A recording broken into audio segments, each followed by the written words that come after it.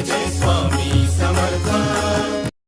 स्वामी समर्थ. स्वामी महाराज तुमच्या सर्व चांगल्या इच्छा पूर्ण करो ही स्वामींच्या चरणी प्रार्थना करते आणि आजच्या व्हिडिओला सुरुवात करते. पण त्या अगोदर चॅनलवरती नवीन असाल तर सबस्क्राईब करा आणि शेजारील बेल आयकॉनलाही प्रेस करा, म्हणजे माझ्या सर्व नवीन व्हिडिओंचं नोटिफिकेशन तुम्हाला मिळेल आणि तुम्ही एक पण व्हिडिओ मिस करणार नाही.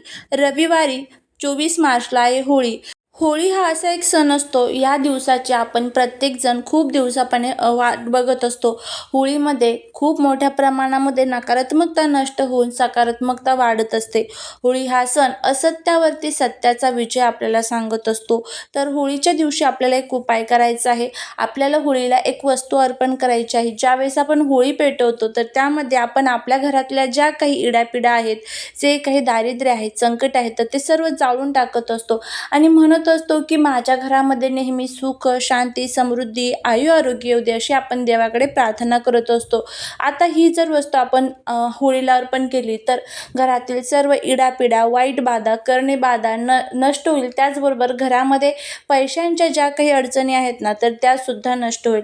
तर आता हा उपाय कशा पद्धतीने करायचा आहे, आता हा उपाय करण्यासाठी आपल्याला काय काय वस्तू लागणार आहे, याबद्दलची संपूर्ण माहिती आपण घेणार आहोत. त्यामुळे व्हिडिओ हा स्किप न करता शेवटपर्यंत नक्की बघा. आता तुम्हाला बघा, होळीच्या दिवशी काही महत्त्वाची कामं करायची आहेत. तर कोणकोणते, तर उंबरठ्यावरती हळदीचं लेपन, फरशी पुसत असताना गोमूत्र, मीठ, हळद टाकून त्या पाण्याने फरशी पुसायची आहे. त्यानंतर घरामध्ये तुम्हाला धूप, दीप, अगरबत्ती करायची आहे व्यवस्थितपणे. या दिवशी आपल्या घरातल्या, जर तुम्हाला टाईम असेल तर बंद पडलेले विजेचे उपकरण, म्हणजेच काय, ज्या इलेक्ट्रॉनिक वस्तू असतात आणि त्या खूप दिवसापासून आपल्या घरामध्ये आहेत आणि त्या बंद पडलेल्या आहेत, तर त्या बंद पडलेल्या वस्तू आपल्याला घराच्या बाहेर काढायच्या आहेत.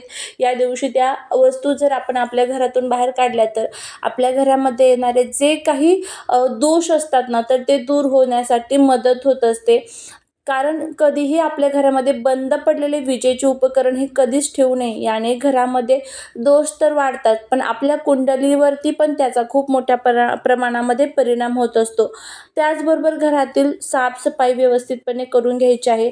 आता तुम्हाला संध्याकाळी काय करायचं आहे बघा, तर एक नारळ घ्यायचा आहे. नारळ घेतल्यानंतर तुम्हाला हा जो नारळ आहे, या नारळावरती एक स्वास्तिक काढायचं आहे. स्वास्तिक कशा पद्धतीने काढायचं हे सर्वांनाच माहीत असेल.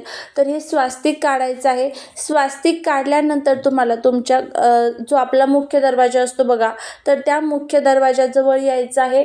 मुख्य दरवाजाजवळ आल्यानंतर तुम्हाला हा जो नारळ आहे, तर तो 7 वेळेस आपल्या घरावरून ओवाळायचा आहे आणि त्यानंतर हा नारळ आपल्याला होळीला अर्पण करायचा आहे. आणि हा नारळ अर्पण करत असताना माझ्या घरातले जे काही दोष, दुःख, दारिद्र्य, अडचणी जे काही आहे तर ते दूर झालेले आहे, मला कर्जातून मुक्तता मिळालेली आहे, अशा पद्धतीचा भाव ठेवून आपल्याला हा जो आजचा उपाय आहे तो करायचा आहे. होळीच्या दिवशी संध्याकाळी तुम्हाला हा उपाय करायचा आहे. आणि त्यानंतर आपल्याला घरी यायचं आहे. घरी आल्यानंतर हातपाय स्वच्छ धुवायचे आणि त्यानंतर आपल्याला घरामध्ये प्रवेश करायचा आहे. त्यानंतर जो काही नैवेद्य आपण बनवलेला आहे तर तो सुद्धा आपल्याला होळीला दाखवायचा आहे. त्यानंतर होळीमध्ये तुम्हाला जमलंच तर विड्याचं पान अर्पण करायचं आहे, बताशा अर्पण करायचा आहे, एक गोमती चक्र, एक कमळगट्टाचा मणी, तर हे सर्व वस्तू तुम्हाला होळीमध्ये अर्पण करायच्या आहेत. नारळाचा उपाय नाही जमला तर ह्या वस्तूसुद्धा तुम्ही एक प्रमाणामध्ये सर्व अर्पण करू शकता किंवा दोन्हीसुद्धा उपाय तुम्ही करू शकता. दोन्हीही खूप प्रभावी उपाय आहे. दोन्ही नाही जमले तर कोणता तरी एक तरी करण्याचा प्रयत्न करा.